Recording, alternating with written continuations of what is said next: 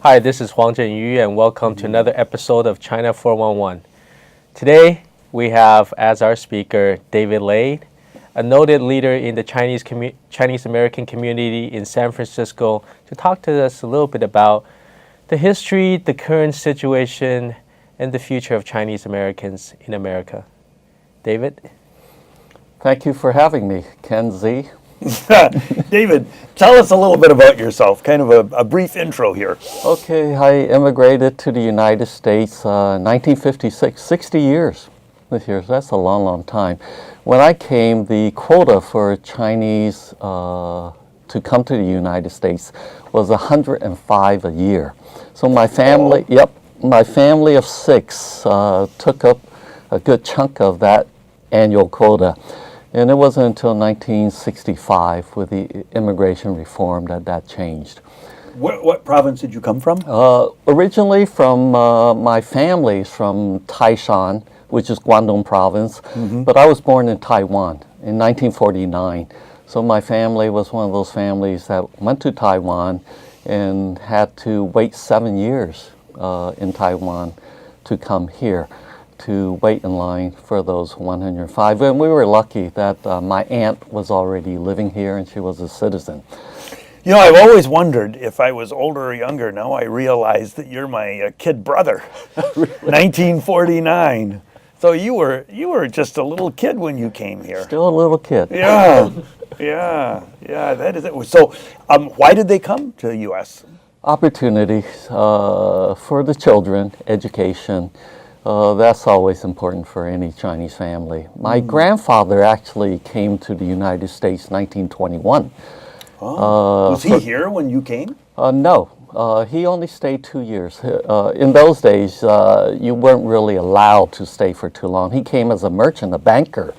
Actually, he was a banker, and he used that excuse to set up corresponding banking with so people can send their money back to his bank, to the families. And he came over really to raise money for the YMCA. He was the 25th generation of our clan, this Li clan from Taishan, this area called Onghang, Eastern Gutter. So you can imagine what it was like. He came here, spent 2 years, raised money, and got enough money to build a huge Y that's still there in the village. So he came here for that, and then he sent all his daughters here. He had 3 daughters, sent them all here for school, but my father, being the only son, was too precious to come, so he was left behind. So he was Christian? He was Christian, the first one in 25 generations. How did that happen? Oh, I think he listened to some preacher at some street corner going to school one day. It was traumatic. He was basically pushed out of the family for becoming a Christian. There weren't that many. But because of his Christianity and contact with people from the West, he became quite Western in his thinking to send his daughters. So this was a Western missionary. Yes, Western. In it was, Taishan. In Taishan, it was a Congregationalist. Congregational church was there. And so my family, we were all brought up Christian in those days. This is on my father's side. Then on my mother's side, he was MD trained in Japan. Chinese that went to Japan in those days, turn of the 20th century, to get an education from Japan was the thing to do, to be westernized in Japan. So that is a pretty educated family. You've got a banker on one side and a physician on the other side, right? Yes. So when the communists came, one of my aunts, who was educated here, was a senator in China with the KMT. And she never married, so she lived with her brother, my father, and so the whole family had to move. And we ended up in Taiwan. My father was doing very well. He worked for a American pharmaceutical firm in Taiwan, but decided to come here, gave up everything. He's always had servants. My mother always had servants, drivers. They gave all that up to come to America for the kids, because Taiwan at the time didn't have a university except in medical school. So let's go back to what year was that your family moved from Guangdong to Taiwan? 1949. 1940. So that was the year of the liberation, when the Liberation, communists absolutely. took charge of Yes, China. yes. And you say had to move. Why did you have to move? Well, my father's sister was a senator Oh, in the KMT. in the KMT. So representing Guangdong province. If you hadn't had that aunt who was a senator in the KMT, would your family still have had to move to Taiwan? Probably because of banking, businesses, and so on. It would have been dangerous to stay.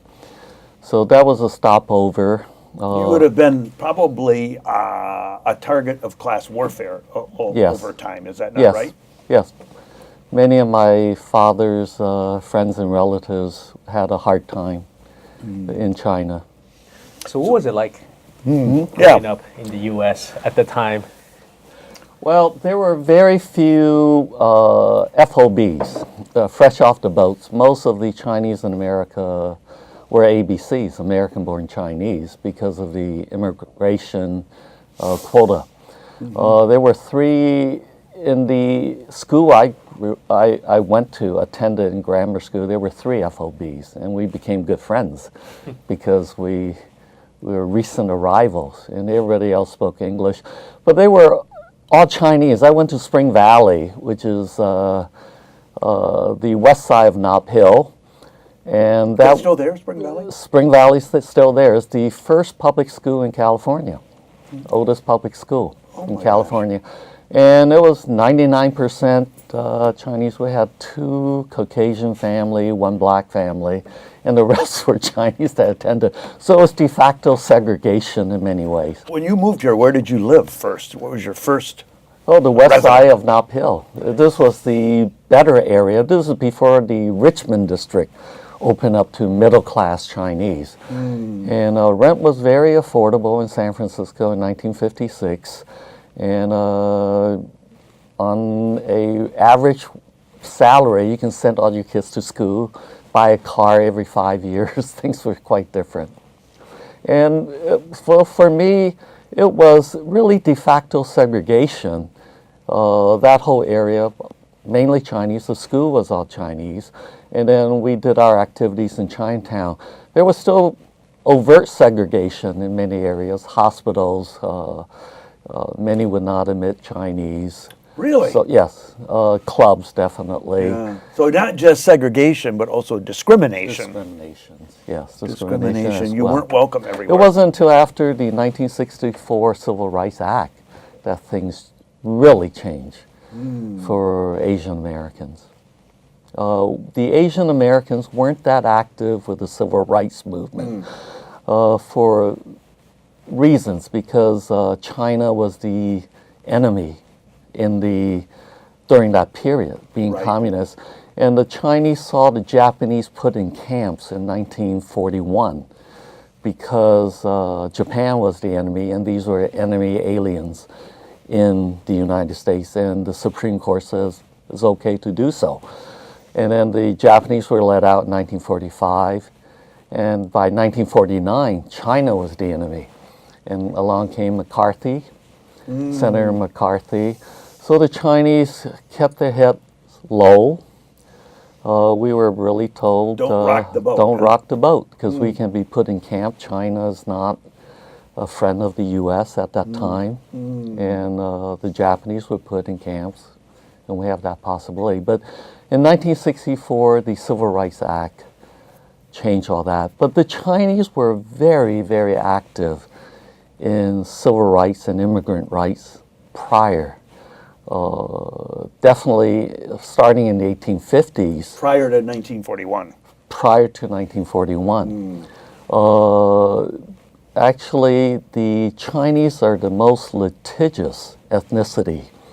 We don't have that branding today, but in the 1880s, 1890s to up until 1905, we sued the government more than 10,000 times, federal government, over civil rights and immigration rights. Wow. When the Chinese were excluded in 1882, the Chinese exclusion law, Chinese didn't sit back. Many people today, my friends, say, well, this country was very racist to eliminate a group of people, but in 1882, most countries were this way. Even today, if you want to be a citizen of China, they will ask you, are you ethnic Chinese? Are your parents Chinese? Well, that's an interesting point because I know from living in China that it would be impossible for me to become a Chinese citizen. Yes. In fact, it's only in the Americas, about 30, 35 countries, that you can become a citizen by birth soil instead of by blood. So this was a relatively new concept. In fact, the Chinese went to the Supreme Court to win that right, to clarify that right, Wong Kim Ark in the 1890s. So the Chinese successfully. Out of those 10,000 lawsuits, about 20, more than 20, went to the Supreme Court to establish the civil rights and the immigrant rights we have today in America. Some of our basic core values as American came from these Supreme Court cases that the Chinese organized, hired the best lawyers, and fought for and won. That's amazing. I think there are very few people today who are aware of what you're telling us. Exactly. Why is that, you think, David? Because today, if you ask an American about their conception of Chinese American history, they talk about the railroads. Yes. Right? These coolies that came and helped build the railroads, and that was it. What happened? I mean, this is amazing, right? Setting these rights are fundamental to almost all Americans. Yes. Well, railroad's easy to tell kids. And maybe when the railroad was first finished, this was a big thing to talk about. This was the engineering marvel of the 19th century. But of course, the Chinese at that time didn't do the engineering. Today, I think a lot of Chinese would be doing the engineering. But in those days, no, we provided inexpensive labor. We worked half the price of the Irish. And we were available. But in today's context of living wage, social justice, it's not something proud to tell the kids that we worked very cheaply in those days. But that was easy to say, and we perpetuate it. And I think we're one of the worst about keeping this, whereas our contribution to civil rights, we don't talk about it. Like equal protection under the law on the 14th Amendment, it was never defined until Yickwohl versus Hopkins. I'll give you a little background on this. Now, 1882, the Chinese were excluded. The first time an ethnicity was totally excluded from coming to America and becoming citizens. Could not be naturalized. So in San Francisco, there were still a lot of Chinese after the exclusion law. So by 1885, the Board of Supervisors said, well, how are we going to get rid of these Chinese that's still here? So they look around and say, oh, the Chinese, they own a lot of laundries. And they work in laundries. So we got rid of the laundries. Maybe they have to go back to China. So they require a new permit that every laundry must get from the Board of Supervisor, and the Board of Supervisor will send the fire department to make sure the laundry is safe, because you're boiling water all day. City was made out of wood, and not much of a fire department. Every 10 years, the city will burn down. So there was a good law to protect the citizens of the of San Francisco. So 280 laundries right away apply for this permit.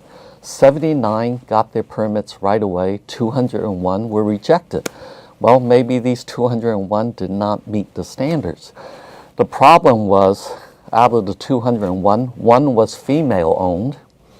All 79 that received their permits were white, and then 200 were Chinese. Oh my gosh. So the Chinese got together and said, wow, they're really trying to drive us out of this business, and they hired the best lawyer money could buy at the time. And I'll divert a little. In front of San Francisco City Hall, we only have two statues. And most people would guess Washington and Lincoln. We have Lincoln, we don't have Washington. On the McAllister Street side, we have this big statue, a guy standing there pointing to a book, looking out. No one knows who he is.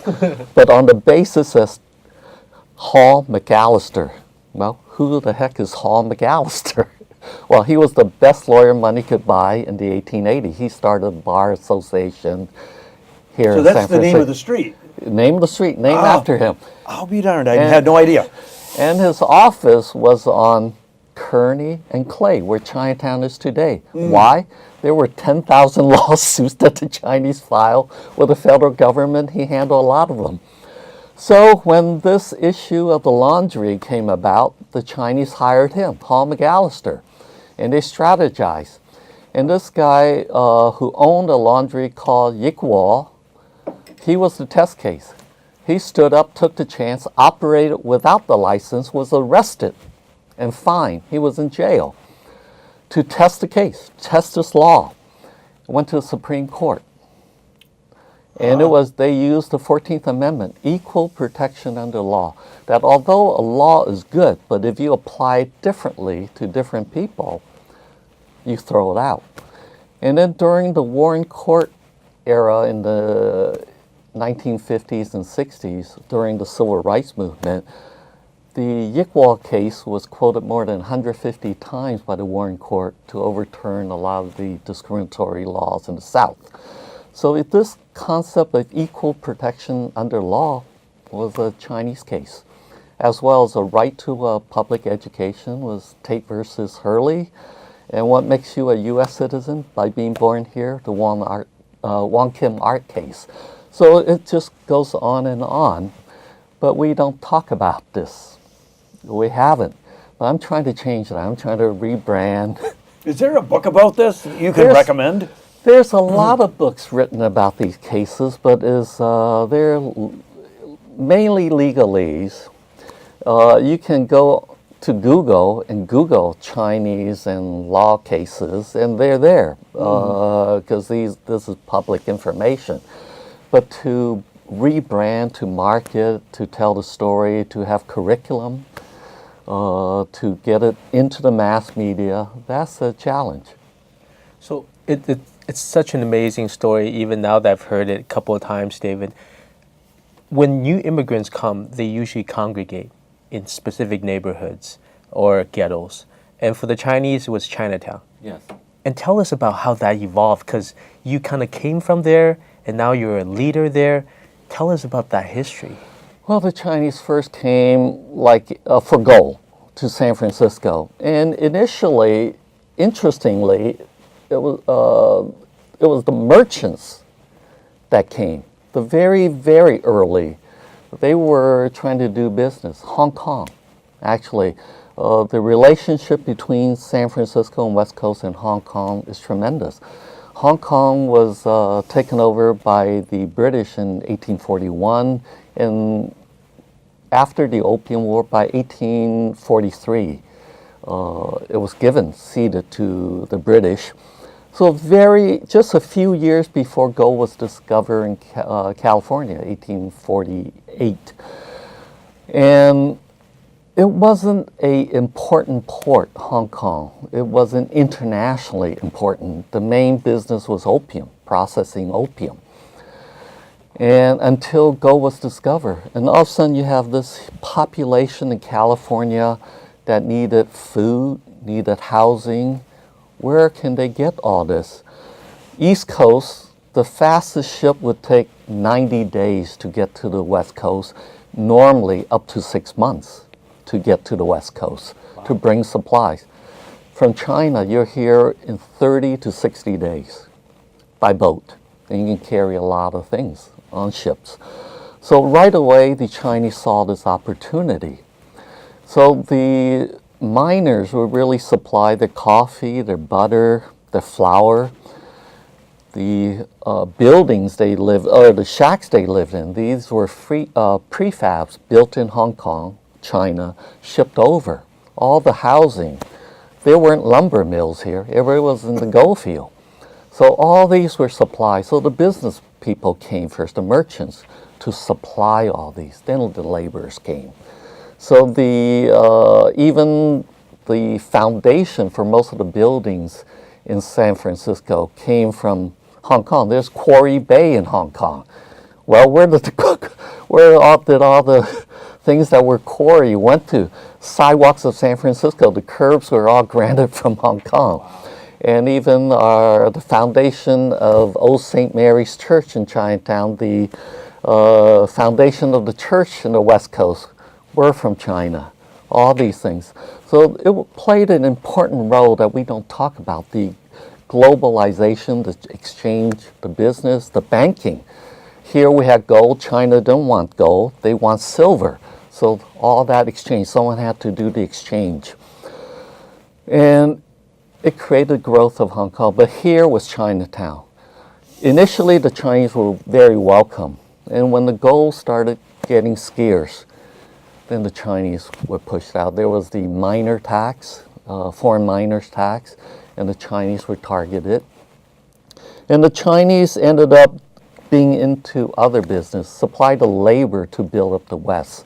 In farming, the railroad, of course, mining, the grapes, putting in the grapes in Napa, building the wine caves in Napas, draining the Delta area reclaimed for farmland. Not only did the Chinese supply the labor, the Chinese supplied the financing for much of California due to these special taxes on the Chinese and tax on opium. That was one of the big imports. The Chinese here were smoking opium. It was legal. The best opium came from Hong Kong, manufactured in Hong Kong, and the Chinese here, although poor by U.S. standard, were wealthy by China standard, and they wanted the best opium. And there was a huge tax on opium imported here. By the 1860s, it was close to $500,000 a year on just tax on opium. So the finance of the beginning of California, a lot of it came from taxes on the Chinese. So, David, I just want to interrupt you for a second. Yeah. For the sake of people Okay. that aren't familiar with the Opium War, can you just give us 2 minutes on what was the Opium War and where did the opium come from and where was it going? What was the point? Okay, people wanted products from China, and China wanted very little things from other countries. When the U.S.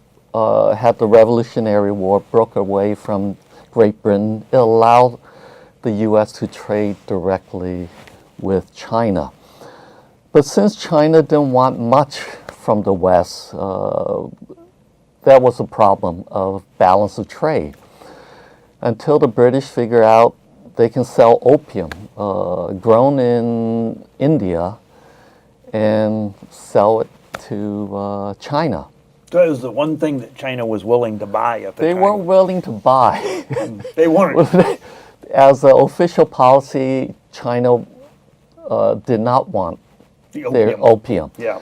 But it was pushed on. People were addicted, especially in southern China. And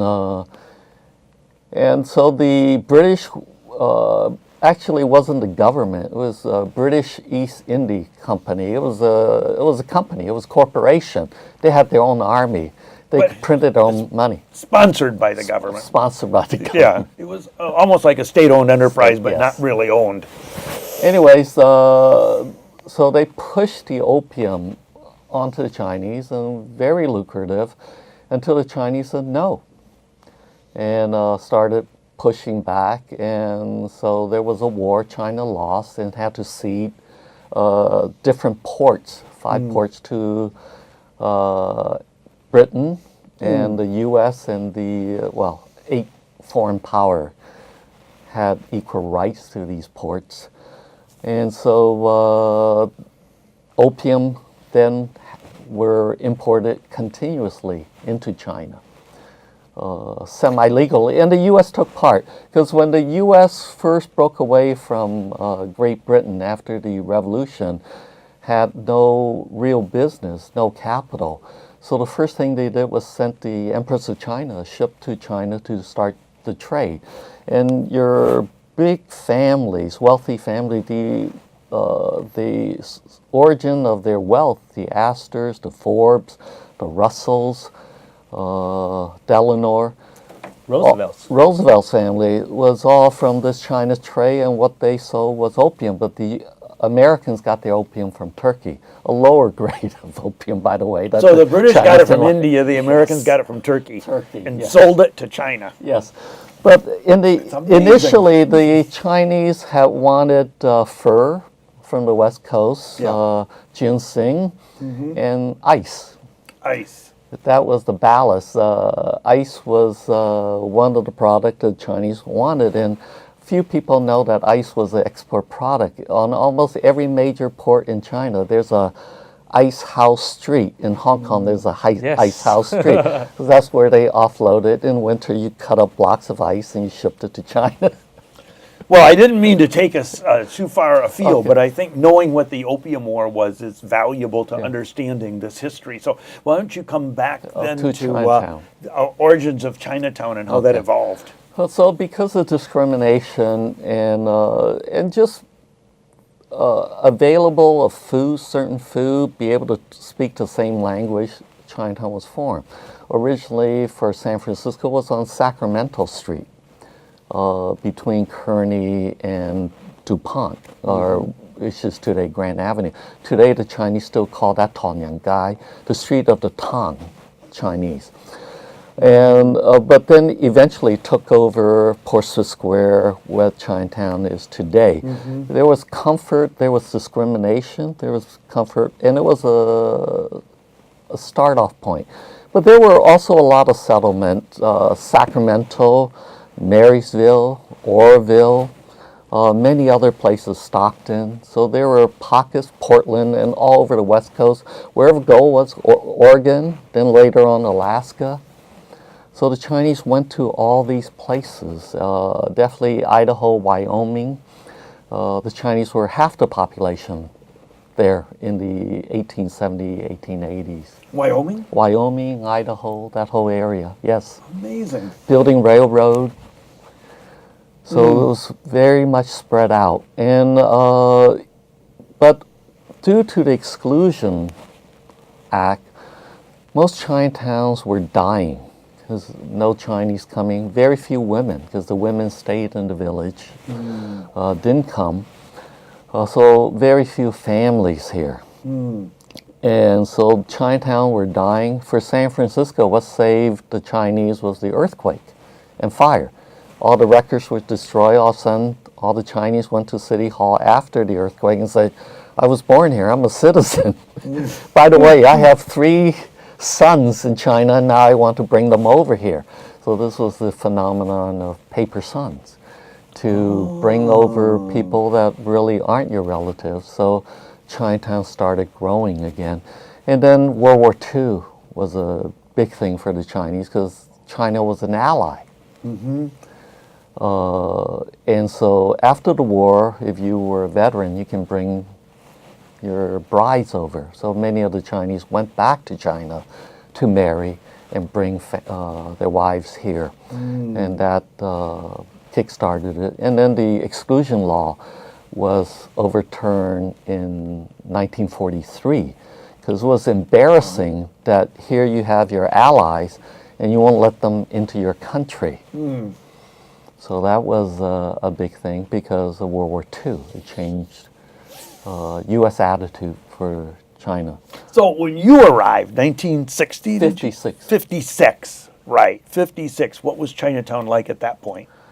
They're still very insular. Everything, we had our own hospitals. The schools, like I told you, were mainly Chinese. We had Chinese schools as well. We had all the clubs. About 70% of the land use in Chinatown are by family association, district association, town social service organizations, churches. Very, very organized. Everything you want, and we have our city hall, the Chinese Six Company. or the Chinese Consolidated Benevolent Association. That's the official name. Why don't you take a second and explain what a family association is? Because that's not a concept that's that common here. Okay, we have our last name, Lees, Wangs, Chans, and so on. And we believe we came from a common ancestry. Firstly, for the Li is Lao Tzu, the person that started Taoism. And he was the first Li, so we all believe we're related. And in many ways, in our village, we are. The village I came from, when I went back to, I'm the 27th generation. So we're all related. And the family association, the Lees in San Francisco, came from 2 major villages. So naturally you get together because you're all cousins and uncles and so on and so forth. And you tend to help each other. And we buy our own buildings, support people that recent arrivals. We try to find them housing because in those days it was very difficult to find anyone that would rent to the Chinese. And help each other find jobs and so on. So it was very clannish and support. And for the Lee Family Association, we have a credit union, a small bank. For every Lee association we have in the U.S., about 15 of them. We have a credit union, and we would deposit our money there. Those banks in those days were also not too friendly to the Chinese, but by the 60s they were. But in the 50s, still not that open to the Chinese. So it was, I remember going to Chinatown for food, for social activities, everything was done. And sometimes it was unsafe to leave Chinatown. Really? Why? You would be picked on, asked to go back to China. Even after the Civil Rights Act of 1964, I played tennis for my high school, Washington High School. 1966, 2 years after the Civil Rights Act, we played Tamalpais High in Marin County, and we're going to play at the Peacock Gap Country Club. So our team showed up, their team was there. The coach talked for half an hour. We don't know what's the delay. And they said, you're going to play at this playground here. So we went, and then while we were playing, he says, how come we're all Chinese here? And we're seated higher than some of the people that's playing at the country club. Later on, the coach told us we were not allowed to play at that country club. It was 1966. But the next year, the Japanese bought the country club. Oh, that changed things, huh? That changed things. Not necessarily for the better, because there was this pushback against the Japanese as well. Yeah, of course. By the 1970s. Prior to that, you asked most Americans to survey, what's your number one fear? Was nuclear war with the Soviet Union. Yeah. But by the late 1970s, it was economic domination by the Japanese. And we've had a lot of pushback. We had the Vincent Chin case, Chinese mistaken for Japanese in Detroit and was killed for that. And I'm sensing that also with China today in terms of economic domination and all this issues. Always goes back to economics, trading, business. Yeah, so fast forward 30 years with kind of the rise of China economically. Yes. How has like the Chinese diaspora in the U.S. changed? And how has that attitude evolved as well? Well, the new wave of Chinese that's coming here. Now, we had ABC, American Born Chinese. We have FOB, the Fresh Off the Boat. Now, I call this wave the XYZ. So we have ABC and XYZ. They're the immigrant because their last name starts with the X, Y, or Z. So they're very different. Mainly highly educated. They started to come for education. At any one time, we have almost 250,000 Chinese here for graduate schools, for schooling. Across the U.S. Across the U.S., Yeah. 250,000. And it's growing. This huge number, and then now for business, trading and making their families, having their families here and making the U.S. We're a very global world today. You can travel, and the U.S. is very welcoming of investors, people doing business. Always had, even during the exclusion. period, if you're a merchant, you're allowed to come. But you can't become a citizen, but now you can, especially if you invest and create jobs in America. So that's a huge change in terms of being able to come. They're not in Chinatown. The people that stay in Chinatown I see are mainly the poor, the seniors. That's in Chinatown, and it's transitional. For me, well, many of my friends say Chinatown is an embarrassment, especially my friends from China. They come and look at Chinatown and say, you guys been here 150 years. How backwards can you get? These buildings are old. Your customs are old. Your shops. We got name brands in Shanghai, Guangzhou, Beijing. You folks have all these discount stores and do things the old-fashioned way. And it's rat infested, cockroaches, and they're embarrassed. He said, how can you let this happen? I say, it's great, because it's transitional. Because it is substandard, it's the cheapest housing in San Francisco. If you're here as an immigrant, don't speak the language, have a hard time finding a job, but you want a roof over your head, this is the cheapest place to be. Language is not an issue. We have a community college there. We have about 30 nonprofits to help them adjust. And somehow, within 5 years, they get a down payment as a family, work as a family, to buy a house and move out. It's amazing. This story continues. Because it's substandard, there's incentive, great incentive to move out. So I look at it as transitional. And when you gentrify this, who's going to pay for it? And will rent go up? Can you guarantee rent will be low for people? And there's great art pieces now about these SRO, these single residence occupancy homes that's only 10 by 10. Sometimes 4 people live in that. And there's stories and art pieces. We're starting to document these American stories, immigration, how they get started, and it continues. So, in American life, there's always a debate between integration into mainstream and then having your own voice. Yes. What do you think about that with regards to the Chinese American community? How do we integrate into mainstream, but also how does the community have its own voice? I think you do have both, and there's a wide spectrum. For me, about 50 years ago, I realized, after being here for 10 years, I realized I'm an American. I feel more comfortable here. I dream in English. So I'm not going back. And at the time I wasn't married, I thought, would I marry a Chinese? I don't know. Probably 50-50. Then I said, will my descendants be Chinese? I said, absolutely not.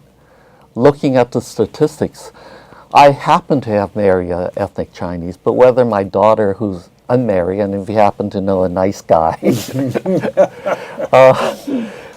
whether she'll marry Chinese or not is 50-50, and whether my grandchildren will marry ethnic Chinese or not, I think less than 10%. So I know my descendants won't look like me. But I'm very proud of my culture, and I think it helped me a lot. Because the Chinese culture is the oldest living culture in the world. Something about it helped the Chinese survive and achieve.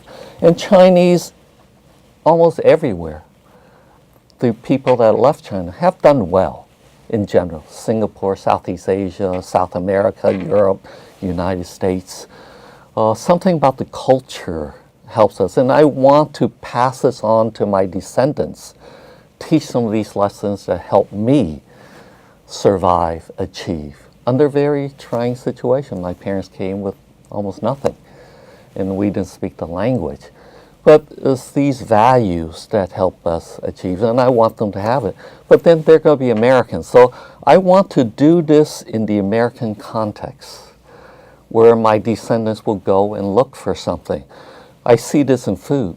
Asian food is about half of Nouveau American cuisine. Martial arts is accepted. But some of the other philosophy, a value for education, I think this country needs a lot more. Why should a 16, 17-year-old decide whether they should go to college or not? For the Asians, it's not a question. Not a choice. Not a choice. It's an obligation to parents, and I think that's the main reason why we're overrepresented in the universities, because of the obligation to the parents, not a decision that we have to make. And so as an obligation, you have to put in the time and the discipline. So some of these values that are so important for survival, I think, can be adapted. This is our contribution to America going forward, some of these values. So I think this has been totally fascinating today, and I'm wondering, have you considered writing a book? I'm not a good writer. I'm a bullshitter. Get a ghostwriter. Tell So your I can story. talk about this. Yeah. But there's, I think the Chinese American has a role in terms of what we have today in racial justice, social justice. The issue is not just black and white. There's brown and there's yellow. We're in a position, we're asked to start taking leadership role in this, and I'm seeing that happening. America is the combination of all these things. We all have our own stories, and we all contribute. And we all become American. We value the Constitution, the law. Wonderful. Speaking of leadership, though, as you mentioned, for a very long time, America had its enemies. It was the Soviet Union, it was Japan, it was Germany, and now that enemy seems to be China. What role does Chinese Americans have to play in this situation that's both, full of opportunities but full of tremendous peril? Well, the Chinese American, we are the conduit between China and here. A lot of businesses, the investment go through there. I myself was in import-export, and I was in China very early on in the late 70s, starting in the late 70s. And it was natural that the Chinese would want to do business with me easier. It wasn't a language issue. Cultural issue, there was some, but it was very easy to adjust to. There was an understanding, much easier. They would tell me things they wouldn't tell others because they assume I already understand. I would really understand at a deeper level. So it was easier. And to explain to Americans why certain things happen or don't happen. There's a deeper understanding of the culture and the language. Really helps. And also connection, guanxi, easier for us to socialize. So there's a lot of opportunity, but a lot of education, a lot of explaining for both sides. So I see a role to play, have played a role. There are organization Committee of 100, locally 1990 Institute, that try to make these things happen for both sides.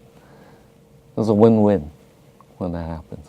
Yeah, absolutely. Well, I feel like I can ask you forever, but in the interest of time, we do want to thank you again for speaking to us. It's been a real pleasure, and thank you. This is another episode of China 411. See you in the future. Thank you.